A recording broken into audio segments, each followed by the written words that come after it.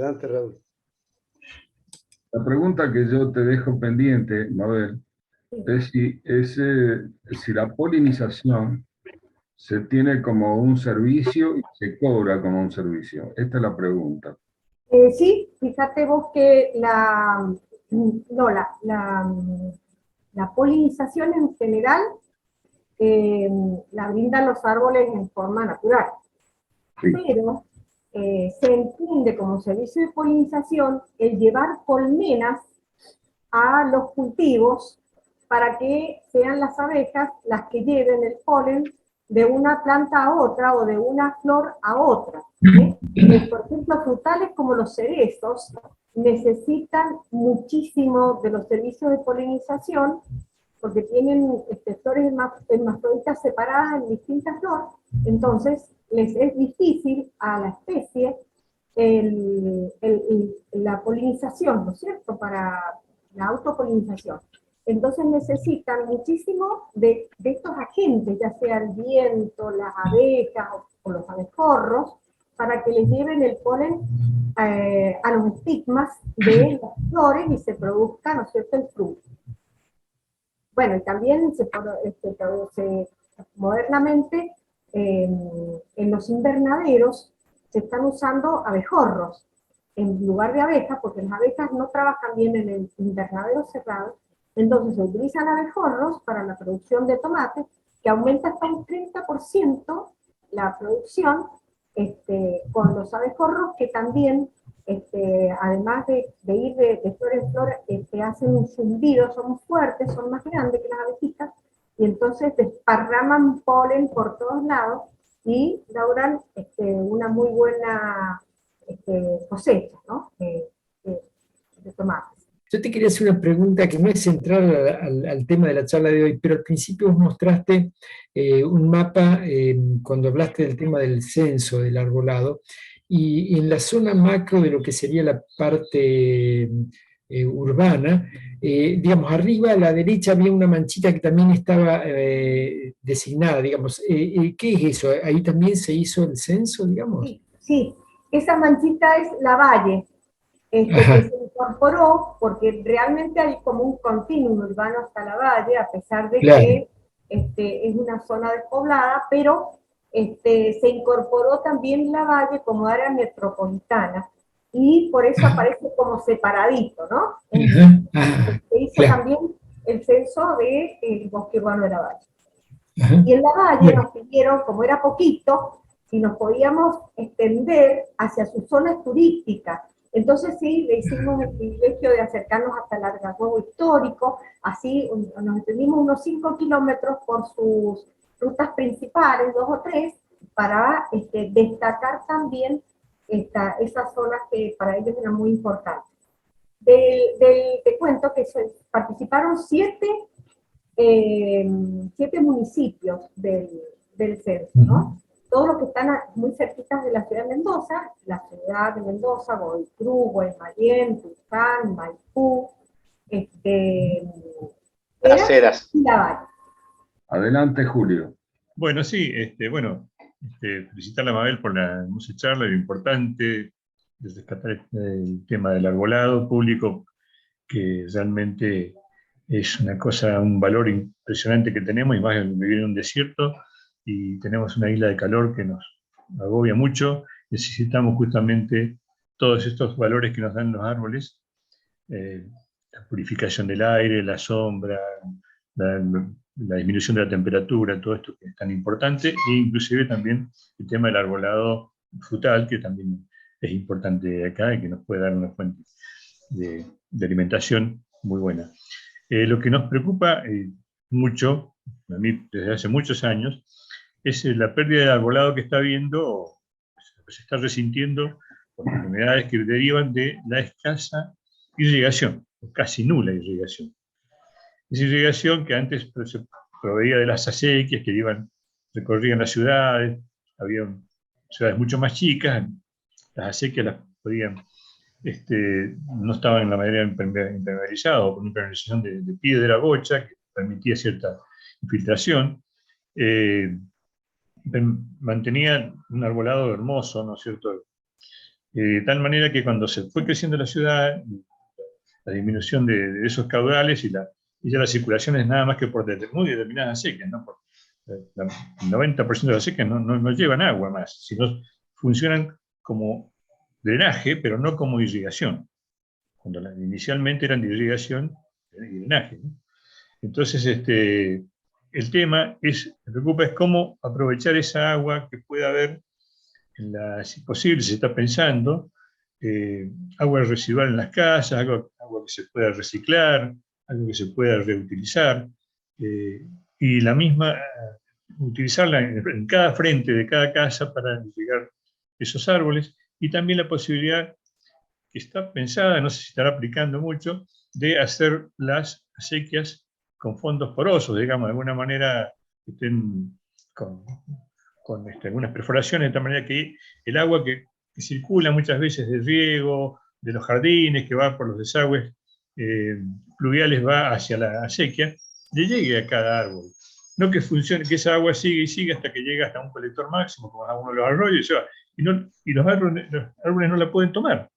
Entonces, eso hace que se enfermen, se quiebran las ramas, se caen, le caen arriba un árbol y parece que es a una persona, bueno, parece que es el drama más grande del mundo, donde estamos realmente despreciando una riqueza de una importancia muy grande que tenemos. Y de lo que realmente falta justamente es la información y educación para que la población defienda el árbol, no lo encuentre como una molestia, que la hojita, que el frutito, que esto, y jamás le echó un balde de agua a un árbol, jamás se preocupó, pero sí, en algún momento, cuando hace mucho calor, va atrás buscando la sombra como loco, porque realmente eso, aunque aprecian eso, aunque no conozcan que le está bajando 4 o 5 grados la temperatura del bosque urbano, aunque no conozcan otras cosas, pero por lo menos ven la sombra. Por eso también la cuestión de las variedades, que vos mencionaste muy bien, que están las exóticas y las de acá de la zona, que bueno, tiene que haber una mezcla, ¿cierto? Porque las que realmente producen mucha sombra son esas exóticas, las que producen una gran, de alguna manera, enfriamiento del aire, son esas porque realmente producen una evaporación muy grande a través de sus hojas, y esa evaporación sabemos que es una reacción endotérmica, toma el calor del ambiente y eso. Así que está muy bien que ese bosque sea de alguna manera variado, y que tengamos también esas variedades de la zona, como los algarrobos, como estas que también tenemos que ponerlas también, y que muchas veces permiten tener sombra hasta el inicio de la primavera, cuando todavía no hay ninguna sombra, por ahí un algarrobo todavía nos da sombra, por ejemplo. Bueno, también lo dan jacarandá, que se le caen las hojas recién como en octubre. Pero, es decir, esa variedad es importante, mantenerla justamente. Dedicarse solamente a muy pocas variedades le quitaría valor a ese bosque. Y te pregunto eso, ¿qué está pasando con el tema de aprovechar el agua más, el agua de las casas, del domicilio, o hacerlo más importante al vecino como responsable de ese árbol que tiene frente a la casa? ¿Se está haciendo algo? Sí. Bueno, mira, Julio, le pido a Mabel que guardes la pregunta de Julio, porque entre las manos levantadas hay quienes trabajaron en eso, Antonio primero y Nano después, así que adelante, Antonio. Bueno, Mabel, muchísimas gracias por la charla, excelente, pero yo quería hacer algunos, no sé si aportes y preguntas. Tengo varias cositas. Una cosa muy importante que también da el arbolado público, me parece, lo que conocí en su momento, es la elaboración del compost con las hojas y todos los productos. Después el tema del aprovechar los dátiles. En la Avenida de las Palmeras, en el parque, tiene una inmensa cantidad de fénix dactilíferas que no son cosechadas ni aprovechadas. No me había dado cuenta del tema, pero es otra de las ideas que se pueden aprovechar. Bueno, Excelente. yo alguna vez tuve la intención de plantar dátiles en la valle, pero es otra historia. He puesto una solita nomás te interrumpo. He puesto unas palmeras datileras en mi finca, también ahí en las Heras casi la valle. Espero que maduren, porque habían unas palmeras datileras en el Parque San Martín que daban dátiles, pero nunca maduraban. Se ve que Claro. no alcanzaban las horas de sol o de calor. El tema del efecto que produce el arbolado con los daños a veredas, sobre todo cañerías de gas, en eso trabajamos mucho con Nano, muchos años, salvando los forestales, haciendo trabajo de cirugía, digamos, por decirlo de alguna manera, porque envuelven las raíces, envuelven las cañerías de gas, que es lo más peligroso, porque también tapan las cañerías de desagüe y todo. Pero bueno, tiene solución. Lo que quiero decir es que tiene solución. La solución no es cortar el árbol, dicen, no cortemos el árbol, ya está, porque produce problemas. O sea, a ver, soy un fanático del arbolado público. Una pregunta, casi, ¿el censo contempló los forestales de parques y plazas o solamente los forestales de las calles? Solo los viarios, o sea, de las plazas del contorno y del Parque San Martín, todas las calles internas. Yo en la charla que di la otra semana, la semana anterior, mostré una cuneta porosa que hizo la municipalidad de la ciudad de Mendoza en lo que es el descargador Moyano, en la calle San Martín, frente a la Alameda, digamos, la cuneta oeste, que se llama descargador Moyano. Ahí se usaron adoquines porosos. Bueno, un comentario nomás, y Nano, te dejo el paso a vos. Gracias, Antonio. Y lo que manifestó Salvarredi es muy interesante como análisis y me da pie para contarle. En esa época trabajábamos Antonio en obras municipales y yo era director de paseos públicos. Estamos hablando del 97. Se ideó el riego individual del arbolado público. Tuve el gran honor de hacerme cargo de esa tarea y de inventar un sistema que podría haber sido una solución maravillosa. Es una solución maravillosa. No sé si usted tiene conocimiento de este tema o si ustedes tienen conocimiento de este tema, pero hace 25 años se implementó el sistema individual de riego individual del arbolado público. Y esto, como usted lo señalaba, le daba la posibilidad al vecino de hacerse cargo de mantener su árbol y la municipalidad acompañar ese interés de mantenerlo con el paso frecuente o cada determinado tiempo, apoyando este esfuerzo del vecino, incorporando además en esos tubos que hicimos nutrientes y inclusive hasta pesticidas. Lamentablemente no se siguió con el tema.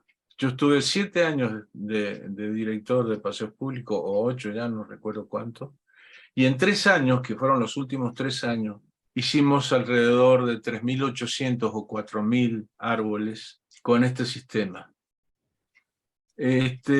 Con una metodología que se me ocurrió que podía ser muy interesante, que era precisamente entusiasmar a la gente y anotar quienes tenían interés de participar y de mantener su arbolito, se anotaba, nosotros íbamos, le hacíamos el pozo, hacíamos 2 pozos, con un relleno de piedra y un centro de un caño perforado que permitían introducir ahí unos 60, 70 litros de agua en cada uno de los pozos al costado del árbol. Agua limpia, agua apta. Porque el problema que tenemos es que, también lo mencionó usted, que ya no es un sistema de riego, es un sistema de desagüe. Porque como sistema de riego, lo único que lleva, en realidad, es veneno para los árboles. Naftas, pinturas, aceite, grasas, todo lo contaminante que puede existir en el mundo se tira a la sequía. Lo que no nos sirve en la casa se tira a la sequía. Y eso es lo que va alimentando a nuestros árboles, mal alimentando o no, o envenenando a los árboles.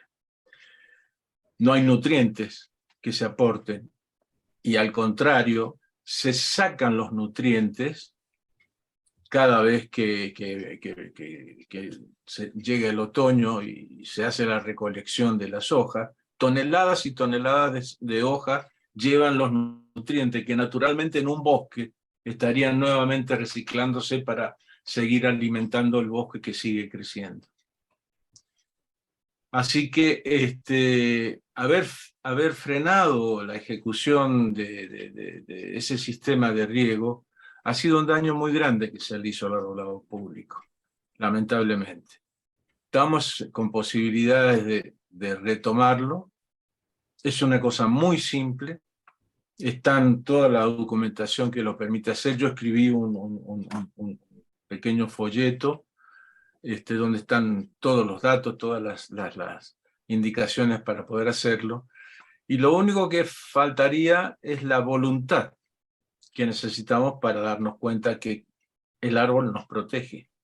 Yo les pido que hagan un ejercicio de imaginación. Imagínense ustedes un 15 de enero a las 4:30 de la tarde, si esta ciudad no tuviera árboles. Así que es bueno lo que decías, Mabel, de este censo, que también es una cosa muy interesante, pero no quedarnos con el censo únicamente, porque es como si fuéramos al laboratorio de análisis, nos hiciéramos análisis y agarráramos los análisis y los dejáramos en un escritorio y nadie lo viera. Ese censo seguramente, como teníamos nosotros llegamos a clasificar 48.000 árboles más o menos en la ciudad de Mendoza, 400 kilómetros de sequía y unos 48.000 árboles. Seguramente ese censo debe tener la posibilidad de darnos características del estado, en fin, una serie de situaciones que los agrónomos pueden decodificar como para poder diagnosticar y poder dar la medicina correspondiente. Bueno, adelante Julio, adelante. Quería agregar que soy un defensor de las sequías porosas, porque sí, puede haber una contaminación, pero hay lugares donde no hay tanta contaminación. Pero lo importante es que da la posibilidad de que las raíces se vayan en profundidad. Y de esa manera es el anclaje del árbol para que los vientos no lo vuelquen. Al faltar el agua en profundidad, muchos árboles hoy en día van hacia los jardines, bueno, dan vuelta a la vereda a las vecinas, pero es toda una ramificación de raíces, pero casi superficial, que no le da el anclaje suficiente para aguantar un buen viento. Entonces, ese tema, pienso que hay que tratar de, bueno, que esa agua, aunque sea residual, que vaya, se pueda hacer de alguna manera algún muestreo, hablar con los vecinos para que no sean, dar un poco más de información y de educación para que la sequía no sea para desechos. En la sequía que viene frente de mi casa, siempre la estamos limpiando, los vecinos se portan bien, nunca hay aceite tampoco. Antes se cambiaban los aceites en aceite, eso no se hace hoy en día. Hay muchas cosas que han cambiado.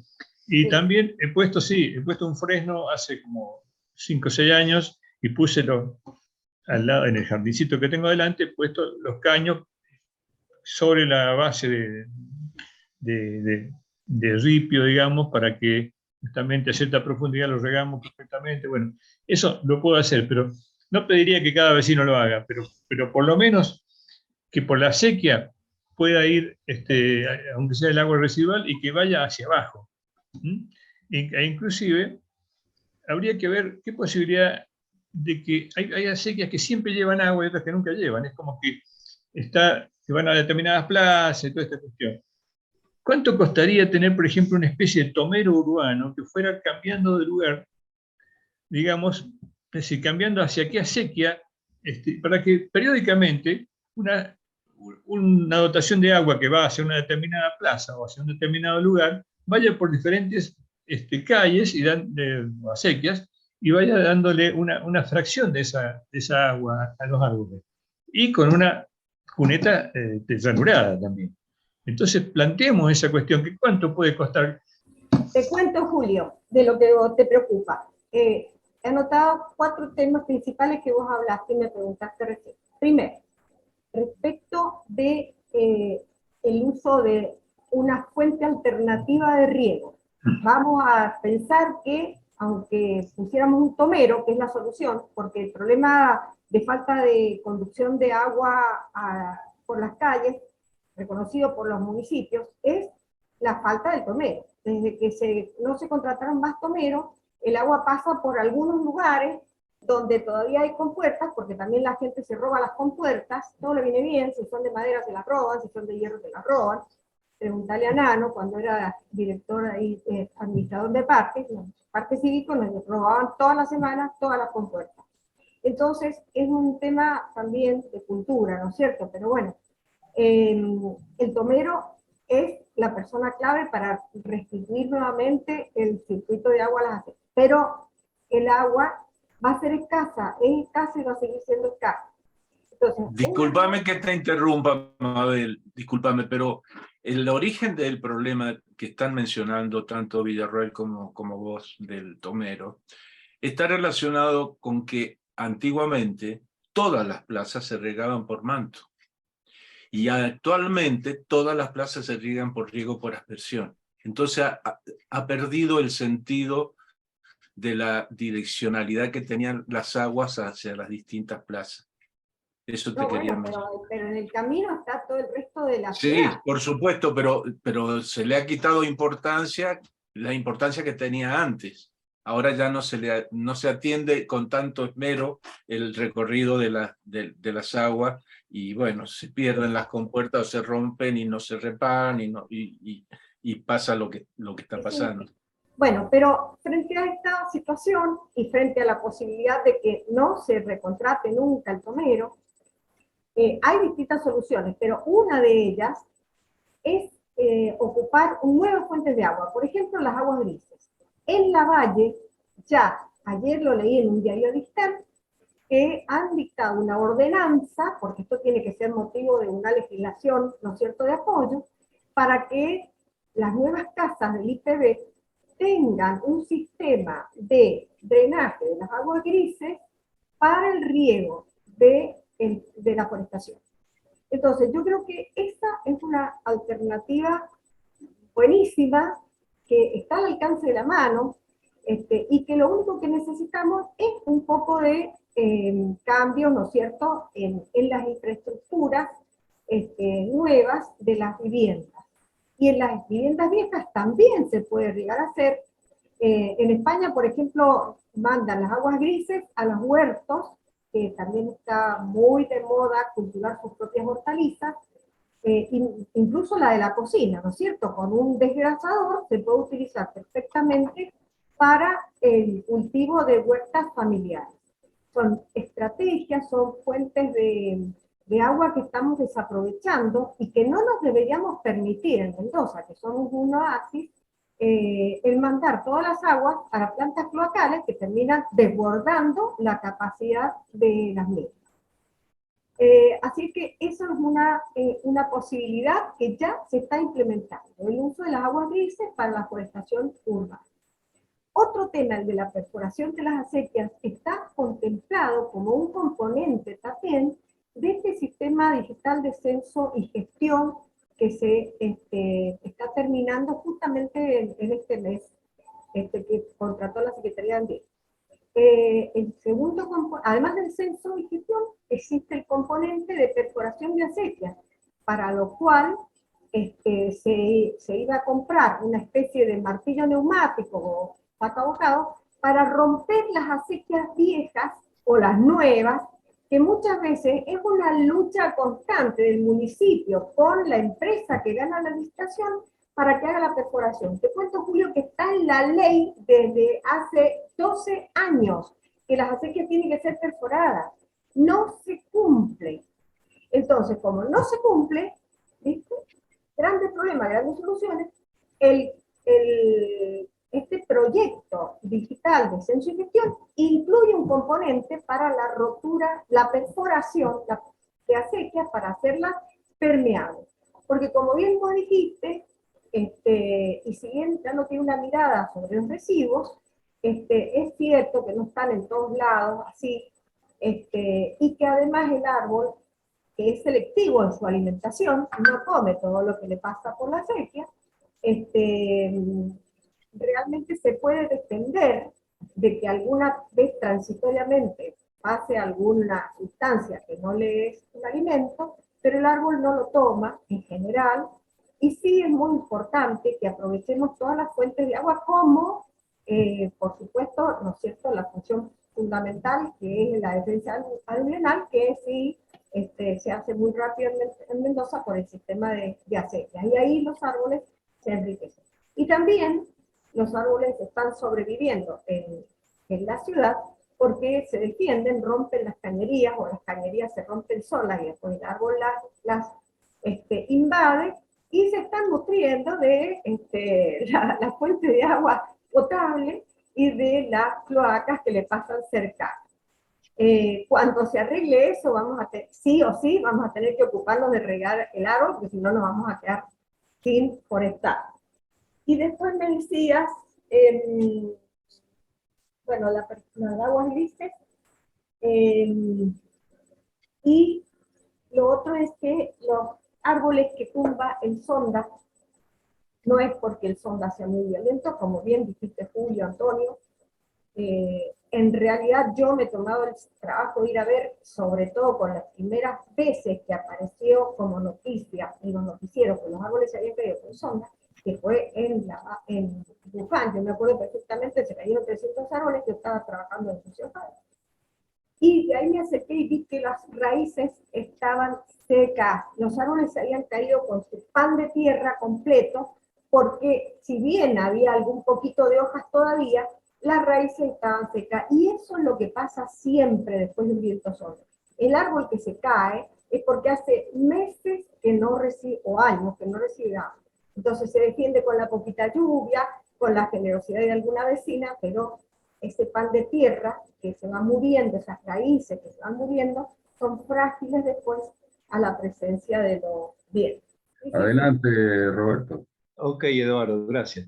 Voy a hacer una pregunta, digamos, bastante rápida y precisa, y es relativamente a la falta o a la escasez de riego que está pasando en Mendoza en este momento. De esto no hemos hablado todavía, no he sentido ninguna opinión, pero yo entiendo que el dique de Potrerillos está en dificultades hídricas. Estamos en este momento regando acá, en el lugar donde me encuentro, con el tema del riego que viene del dique Potrerillos, y se está conversando de que la situación es grave. Yo quiero saber, no sé hasta qué punto es grave, pero quiero saber si alguno tiene alguna respuesta al respecto, o nos tenemos que tranquilizar de que la cuestión está normal. Yo voy a volver un poco al tema del tomero. Yo trabajé durante 10 años de jefe de obra por administración en la Municipalidad de la Ciudad de Mendoza y fui 10 años director de obras públicas, así que conozco acabadamente cuál es la problemática, por lo menos de la Ciudad de Mendoza, de las cunetas y de las acequias. No solo es un problema del tomero, sino que hay muchos problemas de niveles. Entonces hay lugares donde las aguas, antiguamente, y esto también da para otra charla, lo que se hacía para cruzar el agua de una calle a la otra eran sifones, y después fueron reemplazados por alcantarillas, que tienen un trabajo hidráulico totalmente distinto, lo cual bueno, genera problemas de pendiente y tapones, digamos, que no permiten que el agua pase. Es decir, el agua circula por algunas cunetas y por otras cunetas no circula, y no va a circular si no se corrigen esos fondos. En ese sentido, bueno, la municipalidad en su momento hizo varias obras tratando de corregir eso. se hicieron muchas obras en Capital y creo que se siguen haciendo, no sé, no estoy hace varios años en la función. Así que no es tan así de que el agua no corre por las cunetas. Por algunas cunetas no corre y no corrió nunca, y por otras corre. Y bueno, está bien, el tomero ayudaría. Sí, es cierto, ayudaría. Son varios aspectos. Ese es el punto que quería hacer notar sobre otro montón de puntos, pero bueno, el tiempo es... Y respecto a lo que preguntaba recién Roberto Lauro, por lo que yo sé, yo estuve en Potrerillos la semana pasada y realmente está muy, muy bajo. Nunca había visto el dique en esta época con ese nivel, digamos, de embalse que estaba en el orden del 75%, creo, cuando en realidad en esta época ya debería estar por lo menos en el 90% de embalse. Así que sí, hay falta de agua. Evidentemente hay falta de agua. Más allá de la gestión del agua, que es otro tema, pero hay falta de agua. Y es más, de hecho, el Departamento General de Irrigación extendió la corta hasta hoy, creo, hasta el 15 de septiembre estaba extendida la corta. Así que, bueno, nada, es mi aporte nada más. Gracias. Gracias, Antonio. Adelante, Julio. Sí, yo quería agregar que, bueno, el tema del uso de las aguas domiciliarias, puede ser las aguas grises. En mi cátedra ahí en la UTN, con los alumnos de tercer año de Ingeniería Civil, hemos tomado ese tema también. Y bueno, la recomendación por ahí cuando les toque ser profesionales, que bueno, se vaya viendo la posibilidad de que las construcciones tengan un tipo de cisterna, algún lugar para que esas aguas vayan allí y se puedan tratar como para que se puedan usar tanto para el riego de la misma, del mismo jardín de la casa como de los árboles que tengamos frente en las acequias, ¿no es cierto? Eso sería, realmente si se pudiera aprovechar esa agua, realmente casi solucionaría el problema, porque la conciencia del vecino, más esa agua que está disponible, que hoy en día va a la cloaca, como dice Mabel, eso sería realmente algo muy importante.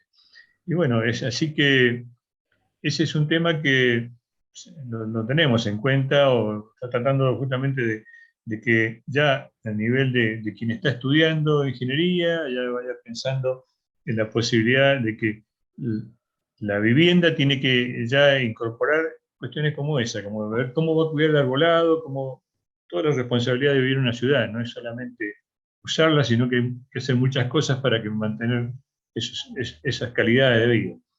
Así que bueno, eso nada más quería decir. Bueno, gracias, Julio. Levantó la mano Victorio y luego Tato Salazar.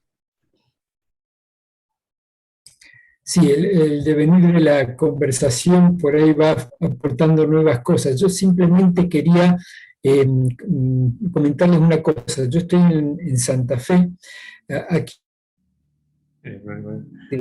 cuando hay lluvias, estas lluvias que estamos teniendo últimamente, bueno, no es justo ahora estamos en un periodo de la niña, pero normalmente hay problemas de anegamiento de las calles, para el escurrimiento, hay varios problemas. Entonces, en la municipalidad hay una ordenanza ahora que exige que todas las obras nuevas tengan retardadores, digamos, pluviales, ¿no?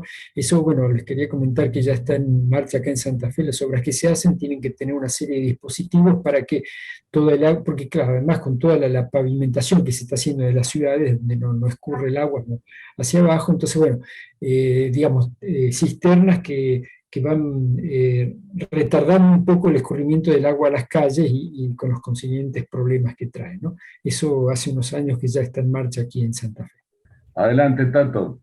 Sí, yo el aporte que quería hacer es confirmar lo que Mabel mencionó sobre las aguas grises. Yo hace 20 años atrás hice mi casa en la cual vivo en la actualidad y hice las instalaciones dividiendo las aguas grises de las aguas negras, digamos. Pero el aporte que quiero hacer es que yo consumo más o menos en general 350 litros de agua potable y con eso se producen las aguas grises y demás. El 10% ¿no? Las aguas que consumo es en las aguas negras. Y el 85, casi 90% aguas grises, con las que riego las plantas, los árboles y demás. Lo hice obligado porque soy un fanático de la arboleda, planté en el cerro donde vivo 132 árboles y los riego perfectamente con las aguas grises. Es una muy buena solución. El tema está en que para difundirlo en la ciudad hay que ver los costos, porque la falta de agua es un hecho definitivo. El calentamiento global no lo vamos a modificar con buena voluntad. Realmente los responsables se tienen que concientizar de esto y resolver el problema del arbolado, del riego del arbolado, pero resolverlo técnicamente y con realidades, no con buena voluntad de fulano, de mengano, sino que sea una política de Estado. El Estado mendocino debería implementar una política y de ocuparse seriamente en conservar el bosque urbano. Eso es lo que quería comentar. Bueno, yo creo que el Estado está comprometido porque ha gastado, ¿no es cierto?, una cantidad importante de recursos para hacer el censo y conocer la situación del arbolado. Y también consciente del tema de que no llegan, no tienen riego, no les llega el agua.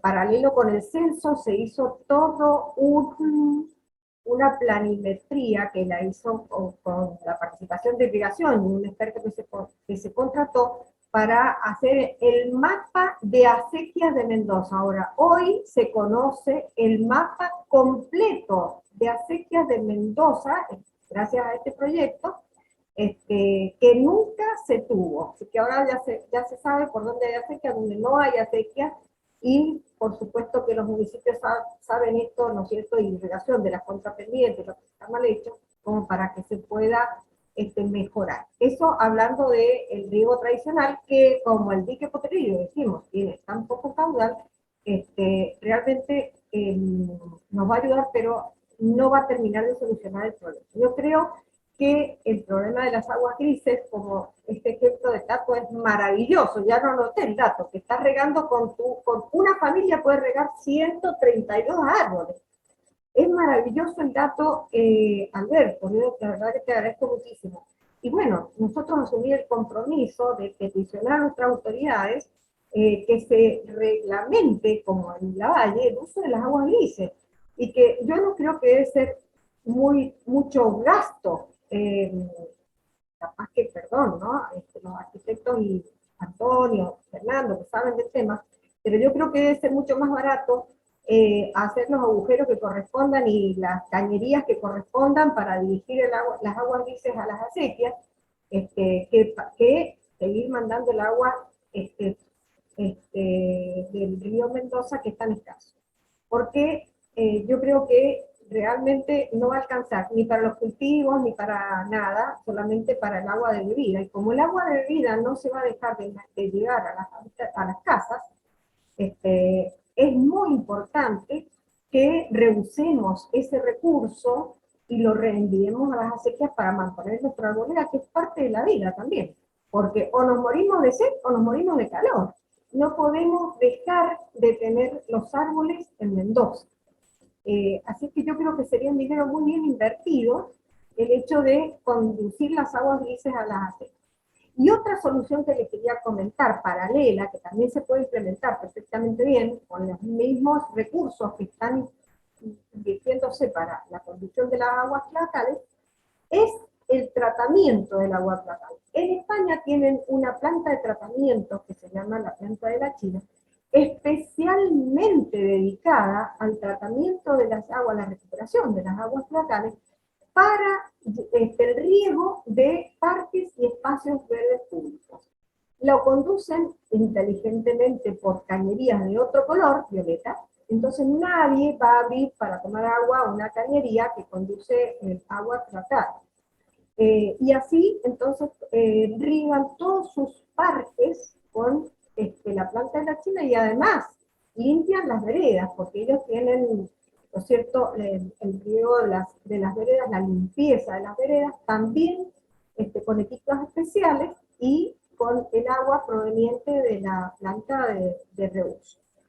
Es algo que también nosotros tenemos que pedir como solución. No podemos dejar de seguir mandando aguas cloacales sin tratamiento o con poco tratamiento, o para volver a regar cultivos que es muy bueno lo que se ha hecho, pero yo creo que en estos momentos es mucho más necesario el mantenimiento de nuestros espacios públicos, porque la mancha urbana va aumentando y así tiene que ir aumentando la arboleda para asegurarnos digamos, una mejor calidad de vida, o mantener la que tenemos, que depende, nos guste o no, de la forestación de nuestro bosque urbano.